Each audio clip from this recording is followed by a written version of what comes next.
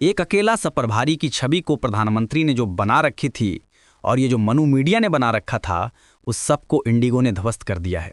और सोचिए, social media पर लोग लिख रहे हैं कि जो प्राइवेट कंपनियां पहली बार जब मौका मिला तो 6,000 का टिकट 70,000 में बेच रहे हैं, 85,000 में बेच रहे हैं। इनके हाथ में रोटी और चावल आ गया तो क्या करेंगे।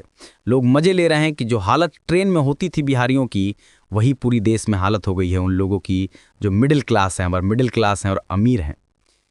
और सोचिए, इसमें से वो कौन लोग हैं जो सरकार का बचाव कर रहे हैं। और बताऊंगा, यूपी के राम राज्य में एक मेडिकल कॉलेज में छात्रा ने आरोप लगाया कि उसके साथ बैड टच हुआ। जब पुलिस कंप्लेन हुआ तो पुलिस वालों ने पता है किसकी पिटाई की? परिवार वालों की। ये किस राज्य का मामला हो सकता है, आप बताइए सोच के। तब तक ये वीडियो देखिए। नमस्कार, मैं सोनू कुमार और आप देख रहे हैं आज तक बिहार। प्रधानमंत्री नरेंद्र मोदी 56 इंच, पाकिस्तान थर थर कांपता है, मान लेता हूं। चीन को लाल आंख दिखाते हैं, मान लेता हूं। लेकिन सोचिए कैसे कॉरपोरेट ने उनको घुटनों पर ला दिया है। इंडिगो ने जानबूझकर देश के यात्रियों को एयरपोर्ट बुलाया।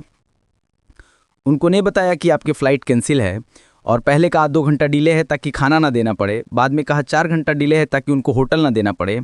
उनका सामान भी चेक इन कर लिया, लगेज भी रख लिया, और उसके बाद कहा कि अब एयरपोर्ट पर मरोड़ो। और पूरे देश में लगभग 2,000 फ़्लाइट्स जो उड़ान हैं वो रद्द कर दी। और नतीजा, पूरे देश में फ़्लाइट की वजह से अफरा तफरी मच गई। क्या दिल्ली, क्या पटना, क्या मुंबई, हर शहर में अफरा तफरी, क्योंकि 65-70% उड़ान पर इंडिगो का कब्जा है। कारण क्या था? दरअसल जो पायलट हैं उन्होंने एक केस जीता है जिसमें 2 घंटे उनको ज़्यादा रेस्ट देना है। ये दुनिया भर के सिक्योरिटी का मामला है, आपकी सिक्योरिटी का मामला है। लेकिन सोचिए, इतना होने के बावजूद इस देश की मीडिया इंडिगो को तो निशाना बना रही है, लेकिन सरकार से सवाल नहीं पूछ रही है, मिनिस्टर से सवाल नहीं पूछ रही, और मोदी जी से बिल्कुल नहीं। मोदी जी तो कल भी समिट में थे, हिंदुस्तान समिट में योगी जी भी थे, मोदी जी भी थे। वो मैकाले की इस शिक्षा पद्धति को गाली दे रहे हैं। सोचिए, मैकाले को, मतलब जो लोग को राष्ट्रवादी बनना है वो अपने बच्चों को संस्कृत पढ़ाएं। मैं बहुजनों से अपील करता हूं कि अपने बच्चों को अंग्रेजी पढ़ाएं, तो वो मैकाले के नाम पर राजनीति कर रहे हैं। लेकिन सोचिए, आपकी गर्दन फंसी है। लेकिन उससे भी बड़ा इत्तेफाक देखिए, मैं बार बार कह रहा हूं, इस देश में चपरासी से लेकर चीफ जस्टिस तक जिसके दिमाग में जातिवाद और मनुवाद बैठा है, वो इस सरकार के साथ है। एयरपोर्ट पर लोग क्या करेंगे? मोदी जी से सवाल मत पूछिए। मतलब सोचिए, अगर प्रधानमंत्री मनमोहन सिंह होते तो कोई दलित पिछड़ा एविएशन मिनिस्टर होता, पहले शरद यादव भी रहे हैं, तो सोचिए जनता क्या कर रही होती। ये जो फंसे हुए लोग हैं और मीडिया, ये दोनों मिलकर आंदोलन कर रहे होते, और देश भर में धरना प्रदर्शन हो रहा था, और तमाम सवर्ण टेलीविजन अखबार के पत्रकार कागज काले कर रहे होते, और सरकार की हवा निकाल दी जाती है एविएशन मिनिस्टर का, तो इस्तीफा हो जाता। लेकिन सोचिए, 56 इंच की छाती वाले इसलिए 56 इंच के बने घूम रहे हैं क्योंकि उनसे कोई सवाल ही नहीं पूछ रहा है, ना मीडिया पूछ रहा है और ना जो हैरान है, परेशान है, वो पूछ रहा है। और वो पूछे भी तो कैसे पूछे? कुछ लोग हैं जो सोशल मीडिया पर वीडियो डाल रहे हैं, लेकिन ज़्यादातर जो है इक्का दुक्का, अब तो उसको भी डैमेज कंट्रोल करने किया जा रहा है। ऐसे लोगों को चुन चुन कर लाया जा रहा है जिनको कहा जा रहा है कि आप कहिए कि इसमें मोदी जी की क्या गलती है। हो सकता है उनको बैग पकड़ा के बाहर बाइट लिया जा रहा हो। जिस देश में विदेश लोग ले जाए जा सकते हैं नारे लगाने के लिए, जिस देश में पोल्यूशन के आंकड़े छुपाए जा सकते हैं, जिस देश में जीडीपी बदली जा सकती है, जिस देश में मरने वालों की संख्या छुपाई जा सकती है, उस देश में 2, 4, 10 लोगों को एयरपोर्ट पर खड़ा करके और मीडिया में बाइट करा देना, इसमें मोदी जी का क्या गलती है? क्या वो कौन सा अपराध हो जाएगा? और वो कौन सी बड़ी बात है? मैं फिर कह रहा हूं, ये सरकार टीवी अखबार के दम पे चल रही है। ये सरकार ना तो आपके पक्ष में है ना हमारे पक्ष में है। सोचिए, यूपी में चौकीदारी की नौकरी के लिए ग्रेजुएट लड़के लाइन लग रहे हैं। योगी आदित्यनाथ कह रहे हैं कि हवा बह रही है, नाले में नौकरियों की बारिश हो रही है। तो सोचिए, जिन लोगों ने 4 दिन से एयरपोर्ट पर अपने आप को फंसा रखा है, खाना नहीं मिल रहा है, कहीं भी सोने को मजबूर हैं। लेकिन क्या सवाल है कि एक सवाल पूछ दे सरकार से? इसकी वजह जानते हैं क्यों है? इसकी वजह है इनकम टैक्स और ईडी।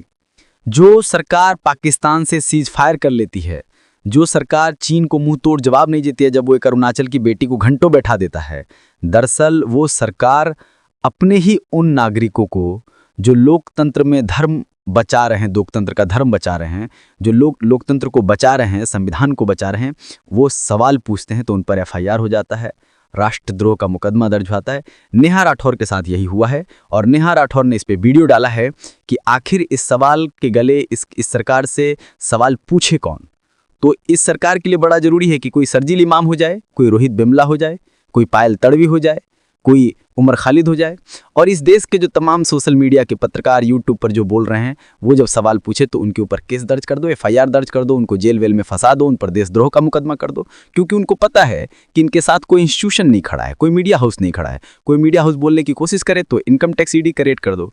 तो ये सरकार ऐसे चल रही है। दरअसल 56 इंच वाली सरकार नहीं है, डराने वाली सरकार है। ये अपने ही नागरिकों को डराकर अपने नाकामियों को ढक लेने वाली सरकार है। और ये सरकार मुबारक हो आप लोगों को। और मैं फिर कह रहा हूँ, देर सवेर ये सरकार इस हालत में इस देश की जनता को छोड़ जाएगी कि जब आगे खाई और पीछे गड्ढा होगा और आप बोल नहीं पाएंगे, समझ नहीं पाएंगे। नौकरियां जा रही हैं, एजुकेशन जा रहा है, सब कुछ मीडिया के दम पे चल रहा है। सोचिए, रूस के राष्ट्रपति आते हैं, मतलब किराए के कारपेट बिछाए जा रहे हैं, उसको ठेला से ढोया जा रहा है। ये सब कुछ छवि बनाने के लिए, इनकी विदेश नीति छवि बनाने के लिए है। सब कुछ मीडिया में प्रोपेगेंडा क्रिएट करने के लिए हो रहा है, ताकि लोगों को लगे कि देश चौतरफा विकास कर रहा है। सच्चाई यह है कि बेरोजगारी बढ़ी है, ब्लैक काला धन बढ़ा है, भ्रष्टाचार बढ़ा है। ये आंकड़े नहीं आने दे रहे हैं। बेरोजगारी बढ़ी है और हमारे पड़ोसी देशों से रिश्ते खराब हो रहे हैं। और अब मोनोपोली देखिए, एक इंडिगो कॉरपोरेट मनमोहन सिंह के दौर में अंबानी अडानी की हैसियत नहीं थी कि वो अपना मोनोपोली कर ले। एक इंडिगो ने इनको घुटने पर ला दिया है। सोचिए, रिलायंस जिस दिन चाहे ठप कर दे इस देश के इंटरनेट व्यवस्था को, क्योंकि उसकी मोनोपोली है जियो की, उसके बाद एयरटेल की, और अब ये सारे मोनोपोली अडानी के पास जा रहा है। बिजली उनके पास, एयरपोर्ट अथॉरिटी। आपको पता है इसमें विमान कंपनियों की ज़्यादा गलती नहीं है। ये जो बलि का बकरा बनाया जा रहा है विमान कंपनियों को, सरकार उनको चूस रही है। जो आप टिकट कटाते हैं उसमें से आधा पैसा सरकार टैक्स में ले लेती है, चाहे वो एयरपोर्ट का किराया हो, चाहे पार्किंग का किराया हो, चाहे ईंधन का किराया हो। विमान कंपनियां बर्बाद हो रही हैं, इसीलिए जेट एयरवेज खत्म हो गया, किंगफिशर खत्म हो गया, गोएयर खत्म हो गया, इसीलिए SP जेट खत्म हो गया।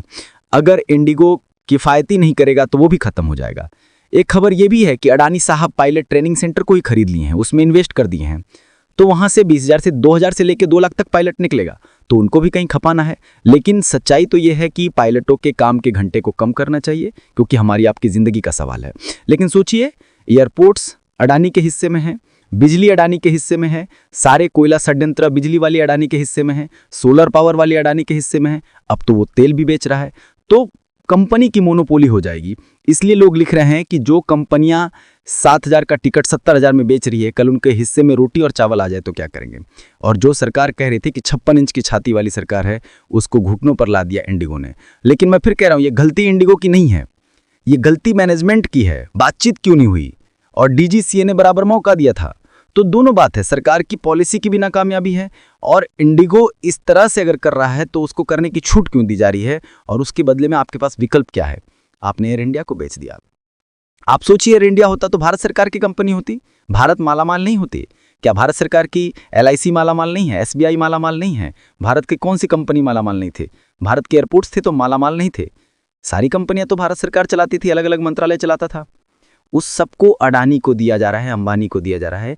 तो जितने प्रॉफिट वाली कंपनियां हैं सब प्राइवेट हाथों में दिया जा रहा है, और उसमें भी गिने चुने लोगों को। ये सबसे बड़ा सवाल है, सोचिएगा जरूर। और एक खबर यूपी के रामराज से जो मैंने आपको बताया था, ये बहुत दर्दनाक खबर है, इसलिए मैं चाहता हूं कि इसको मैं बता दूं, क्योंकि सोशल मीडिया ही सच्चा मीडिया है, सोशल मीडिया ही भोजन मीडिया है। तो जितने लोग एयरपोर्ट पर हल्ला करने, क्या हम इन्हें जेल नहीं भेज सकते? ये लोग हमारी सरकार के खिलाफ कैसे बात कर सकते हैं? सोचिए, मेडिकल सुपरिंटेंडेंट ने एक छात्रा को बैक टच किया, छात्रा के परिवार वालों ने शिकायत किया तो उल्टा परिवार के लोग की पिटाई की गई। पुलिस आती है तो पीड़ित छात्रा के चाचा को फिल्मी अंदाज में पीटना शुरू कर देती है। उन्नाव के SRMS मेडिकल कॉलेज का ये पूरा मामला है। और सोचिए, सरकार और कंपनी के बदमाशी के नतीजा हमारे पैरामिलिट्री के फोर्स के जवान भुगत रहे हैं, उनके साथ बदसलूकी हो रही है। हवाई यात्रा की जरा हादसी हालत बिगड़ी और पूंजीवाद ने 7,000 वाला टिकट 70,000 कर दिया। सोचिए, जिस दिन गेहूं और आटा इनके कंट्रोल में होगा तो रोटी क्या रेट मिलेगी। अभी भी वक्त है, तानाशाही के खिलाफ एक होकर आवाज बुलंद करिए और गलत का विरोध करिए। मैं फिर कह रहा हूं, ये सब कुछ टीवी अखबार के दम पे हो रहा है। ये सरकार टीवी अखबार बचा रही है और जनता को टीवी अखबार डुबा रही है। मैं पत्रकार हूं, इसलिए अपनी जान हथेली पर रखकर आपको सही बात बता रहा हूं। शुक्रिया।